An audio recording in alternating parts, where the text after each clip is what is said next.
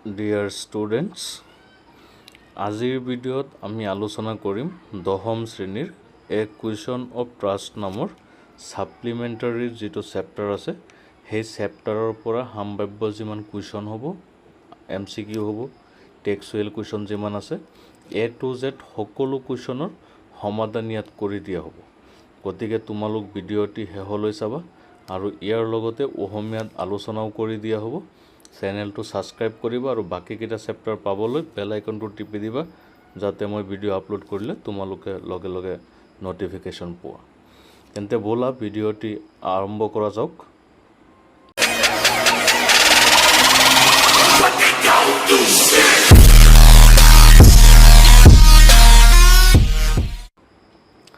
প্ৰথমে টেক্সচুৱেল কুৱেশ্যন যিবিলাক আছে পাঠভিত্তিক কুৱেশ্যন তাত প্ৰথম দিয়া হৈছে what does Horace Danby like to collect গল্পটো যদি পঢ়িছা হৰেছ ডানবি নামৰ ব্যক্তিজনৰ বিষয়ে কোৱা হৈছে তাত কৈছে তেওঁ কি বস্তু সংগ্ৰহ কৰি ভাল পাইছিল এনসাৰ হ'ব Horace Danby like to collect rare and expensive books তেওঁ মূল্যৱান আৰু যিবিলাক ৰেয়াৰ বুকছ আছে সেইবিলাক সংগ্ৰহ কৰি ভাল পাইছিল হোৱাই ডাজ হি মিন্স ইয়াত হৰেছ ডানবি ষ্টিল এভৰি ইয়াৰ তেওঁ প্ৰত্যেক বছৰেই কিয় চুৰি কৰিছিল he was fond of collecting expensive and rare books Horace ডানবিয়ে ৰেয়াৰ আৰু এক্সপেন্সিভ বুকবিলাক কালেক্ট কৰিবলৈ ভাল পাইছিল but he was not rich enough to fund his wish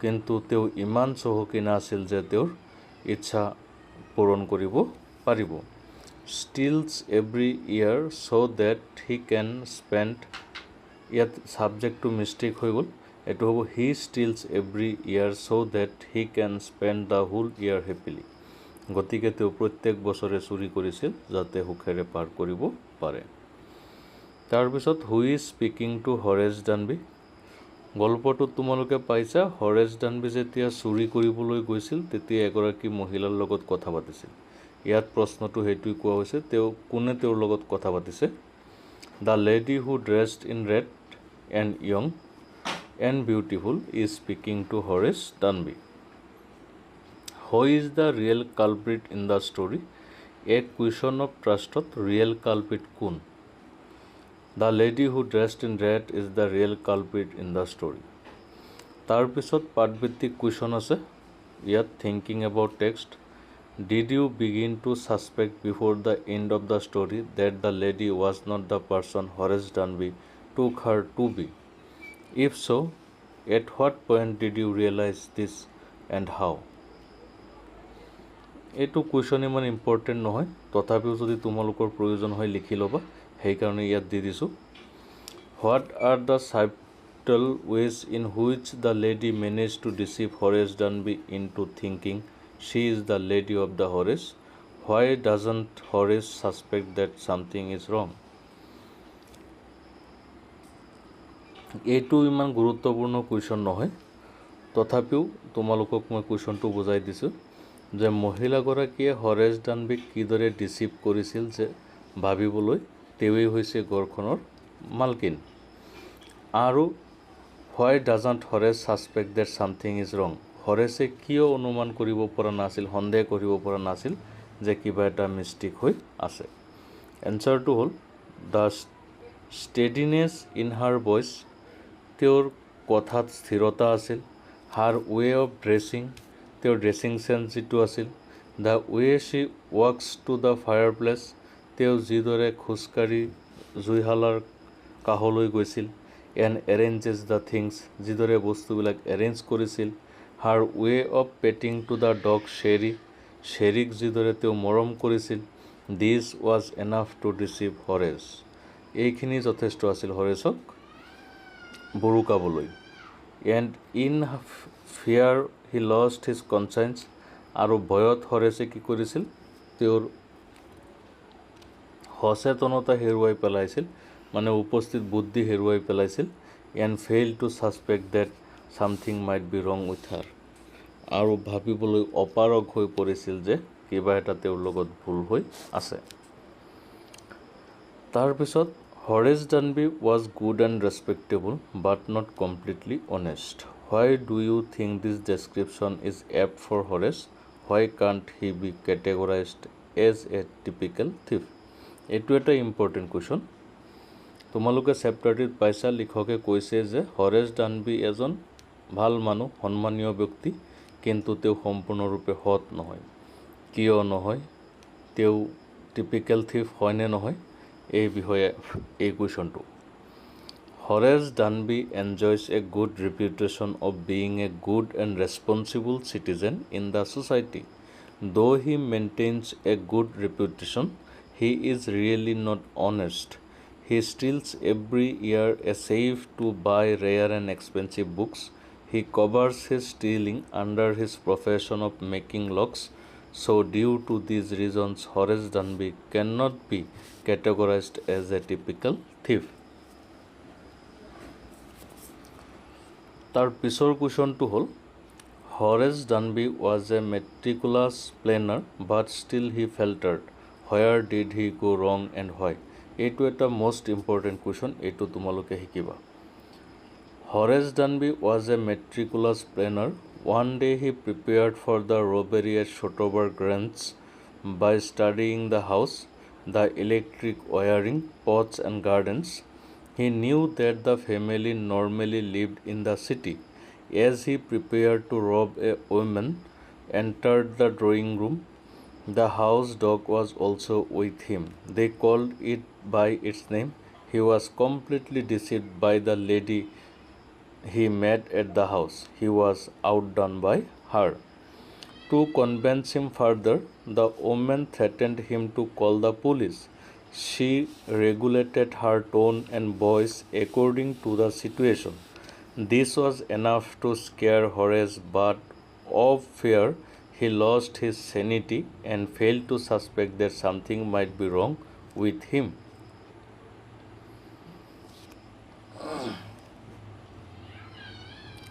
তাৰপিছত আকৌ ইয়াত কিছুমান কুৱেশ্যন দিয়া হৈছে পাঠভিত্তিকেই হয় do you think Horace Danby was unfairly punished or did he deserve what he got এইটো ইম্পৰ্টেণ্ট নহয় এইবিলাক পৰীক্ষাত নাহে তাৰ পিছৰটো পাঠভিত্তিক কুৱেশ্যন এইটো তোমালোকৰ পৰীক্ষাত নাহে তথাপিও তোমালোকে এবাৰ পঢ়ি থবা যদি জনাৰ ইচ্ছা আছে তাৰপিছত এডিশ্যনেল কুৱেশ্যন এনচাৰবিলাক চাবা এইবিলাক important How did the young lady trick Horace Dunby? এইটো এটা most important question. এইটো তোমালোকে শিকিবাই or what led Horace Dunby to break open the safe containing jewelry at Shotover Grange? Answer to whole Horace Dunby was good and respectable but not completely honest. He was about 50 years old and unmarried. Originally, Horace Dunby was a locksmith. He was not an ordinary thief. After the theft, he used the money to collect books. One day, he prepared for the robbery at Shotover Grange by studying the house, the electric wiring, pots and gardens. He knew that the family normally lived in the city.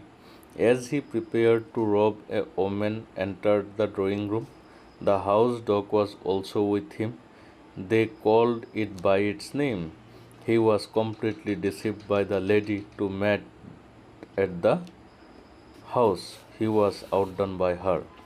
To convince him further, the woman threatened him to call the police. She regulated her tone and voice according to the situation. This was enough to scare Horace. Out of fear, he lost his sanity and failed to suspect that something might be wrong with him. প্ৰশ্নটোত কোৱা হৈছিল যে হৰেছ ডানবিক মহিলাগৰাকীয়ে কিদৰে ঠগাইছিল trick কৰিছিল আৰু ইয়াত কোৱা হৈছে যে মহিলাগৰাকীৰ আচাৰ আচৰণ কথা বতৰা পুলিচৰ ভয় দেখুওৱা ইত্যাদি বহু বিষয় আছে যিবিলাকৰ জৰিয়তে হৰেছ ডানবিক মানে সন্দেহ উপজিবলৈ দিয়া নাছিল যে তেওঁ এগৰাকী চোৰ Who is Horace Dunby? What type of a man was he? Horace Dunby কোন আছিল তেওঁ কেনেকুৱা প্ৰকৃতিৰ মানুহ আছিল Horace Dunby was a good person. He was 50 years old but still unmarried. Horace Dunby was a locksmith. He lived with a housekeeper who worried over his health. He had 2 assistants to help him, being good and respectable, but he was not totally honest. He was fond of rare and expensive books. Though Horace Dunby could be considered as a good and respectable citizen, he was not completely honest. It was because he committed theft once in a year, as he liked to collect rare and expensive books. Still, he cannot be considered as a typical thief because he stole only from the rich houses. He robbed the safe only once in a year. Before making a theft, he chalked out a plan well. Horace Dunby believed that there is honor among the thieves. This time he had observed the house at Shotover Grange for 2 weeks. He studied even the minute things about that house. How did Horace Dunby become an assistant librarian in the prison? Etu eta most important question. Etu tumaloke hikibai. Horace Dunby kidore prisonot jailot assistant librarian hoi porisil. Horace Dunby was a good and respectable citizen, but was not completely honest. He used to steal every year because he was fond of rare and expensive books. He made a proper plan before every robbery and then executed it in an expert way. He was tricked by a young lady at the time of short over robbery and opened the jewelry safe for the lady without wearing gloves. Eto spelling mistake ase, C nohoy, G hobo. The handprint remained in the safe. As a result, he was caught by the police. He became an assistant librarian in prison, as he used to steal money only to buy books, and he steals from rich people, and he steals only once in a year. This was how he became an assistant librarian in a prison. Horace Dunby was a good and respectable citizen, but not completely honest. Why do you think this description is apt for Horace? Etu answer tumalukok agote koa hoise. Etia iyat tumaluke keitaman soa, keitaman question dia hoise MCQ, aru etu chapter pora jibilak MCQ ahibo iyar pora ahibo monot rakhiba. By profession, Horace Dunby was a Horace Dunbyr profession ki asil? Option dia hoise locksmith, jeweler, grocer, magician. Etu locksmith asil, teo tola sabi bonaisil. How old was Horace Dunby was? Horace Dunbyr boyoh kiman asil? Question answer bilakote paisa, teor boyoh 50 বছর আছিল আৰু অবিবাহিত আছিল. How many days did Horace Dunby study the house at Shotover Grange? Shotover Grange চুরি কৰাৰ আগতে তেও কিমান দিন স্টাডি কৰিছিল? এইটো question answer আছে 2 weeks. What was Horace Dunby allergic to? Horace Dunby কিহৰ প্ৰতি এলাৰ্জিক আছিল? এইটো আমি পাইছো স্মেল অফ ফ্লাৱাৰ্স. গল্পটো তোমালোকে পাইছা, তেও যেতিয়াই ঘৰখনত প্ৰৱেশ কৰিছিল, তলা খুলিবলৈ চেষ্টা কৰিছিল, তেতিয়াই কি হৈছিল? হাসি আহিছিল. How many servants worked for the house at Shotover Grange? Shotover Grangeত কিমানজন চাকৰে কাম কৰিছিল? 2 জন চাকৰে কাম কৰিছিল.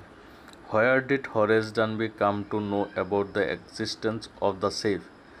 Safeখন ক'ত আছে এই বিষয়ে Horace Dunby কেনেকৈ জানিব পাৰিছিল? এটো আমি পাইছো গল্পটোত ম্যাগাজিন আৰ্টিকুলটিত লিখকে গোটেই ঘটনাটোৰ বিষয়ে লিখি দিছিল.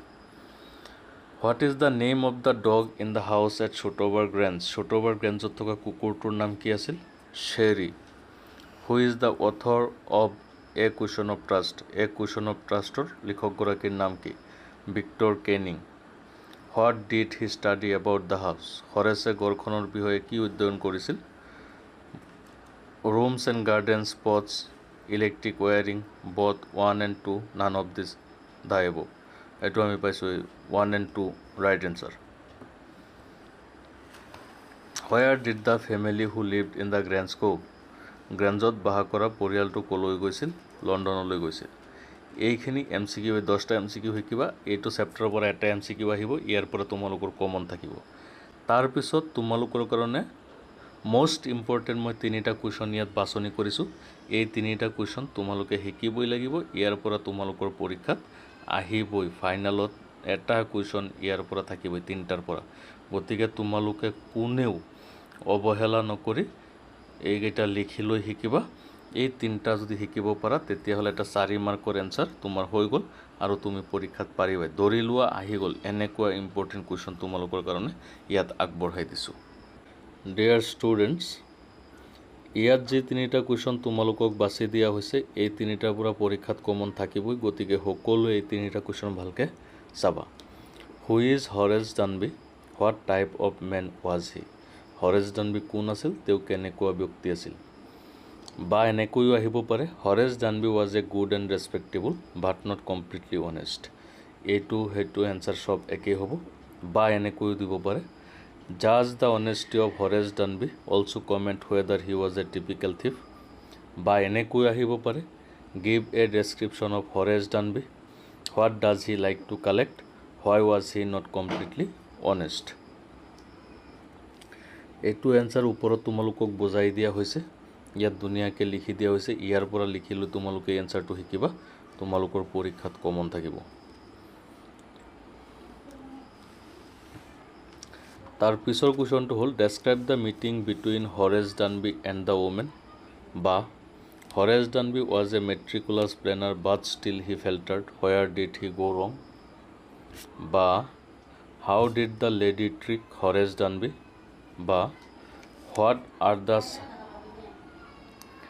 subtle ways in which the lady manages to think to deceive Horace Danby into thinking she is the lady of the house.